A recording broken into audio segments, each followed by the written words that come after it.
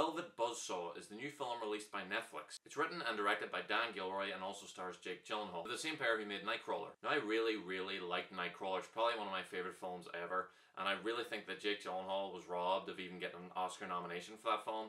So when I found out about this only about 2 weeks ago, I was actually pretty excited about it. I like it when directors and creative people take on different genres. I mean, Nightcrawler was kind of a thriller and a crime drama kind of film, and this one's supposed to be a straight up horror. I like that kind of approach. It's kind of like when Martin Scorsese directed Shutter Island. So Velvet Buzzsaw is set in the world of art galleries and curators and buyers and sellers and artists. Now one of these characters discovers that her upstairs neighbour has died. And she goes into his apartment and she finds these thousands of paintings that he has apparently painted throughout the course of his life and locked away and never shown to anybody. She steals these paintings and gives them to her boss, and they both start to make money selling them to different people. And it quickly becomes clear that all the people who come into contact with these paintings start to experience very mysterious things and begins to die in fantastic and art-based ways. I think that I just don't know enough about the art scene to really be able to appreciate what this film was trying to do.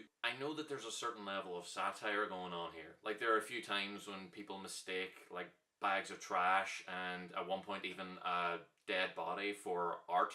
And I'll be honest that for me, that joke never gets old. I am one of those people who rolls their eyes whenever they hear that some person has spent thousands upon thousands of dollars on art like the artist's bed covered in soiled sheets and menstrual stained underwear. That's a real thing, by the way. So anytime there's something making fun of that, I really love it. But there is one thing that I do appreciate about art, and that is that paintings, a lot of the time, can be really creepy.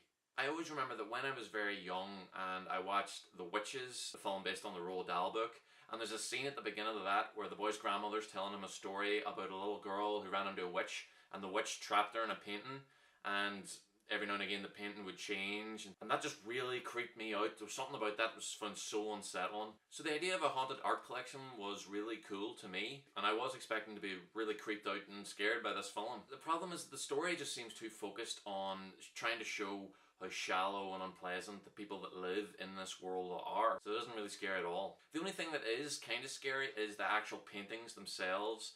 Anytime the camera's sort of focused on them, the music's kind of creepy.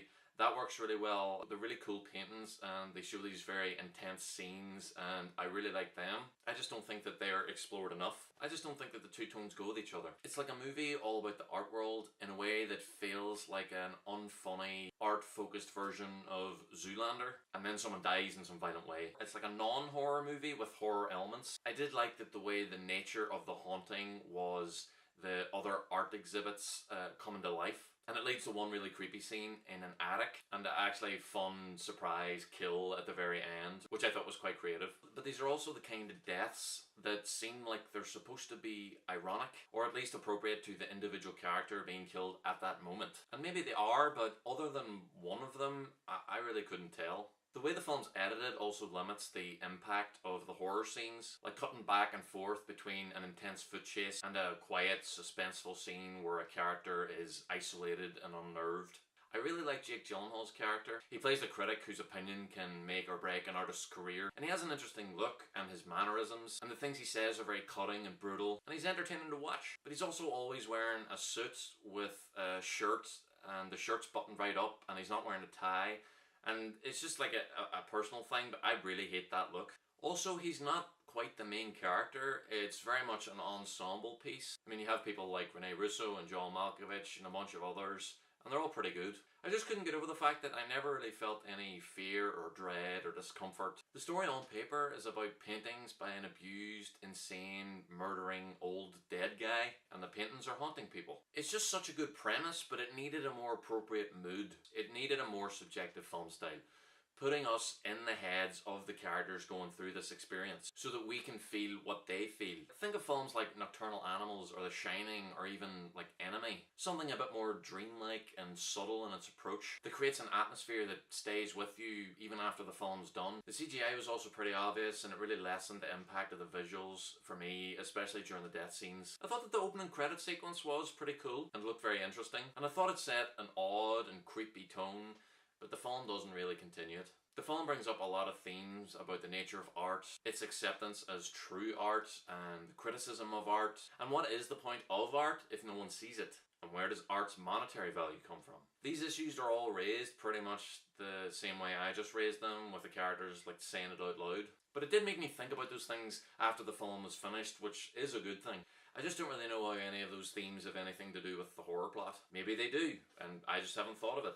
It just doesn't seem like the type of film that screams out to be analysed in the same way that Nicholas Winding Refn's films would, or some of Denis Villeneuve's films like Drive or Only God Forgives or Enemy. It is a wee bit like American Psycho, except that American Psycho was actually funny. Also, the music is incredibly similar to American Psycho's in a few places. I give Velvet Buzzsaw a C+. If you have Netflix, I would recommend it. Some people might find it creepy or might even enjoy the deaths, but for me, I found it a wee bit disappointing, especially after how much I really liked Nightcrawler. So have you seen Velvet Buzzsaw? What did you think about it? Please comment down below. If you agree with any of my opinions or have any of your own. Did you like Nightcrawler too, and what's your favourite Jake Gyllenhaal performance? Please like and subscribe, it costs you nothing, it really helps me out. And I'll be back with more reviews soon.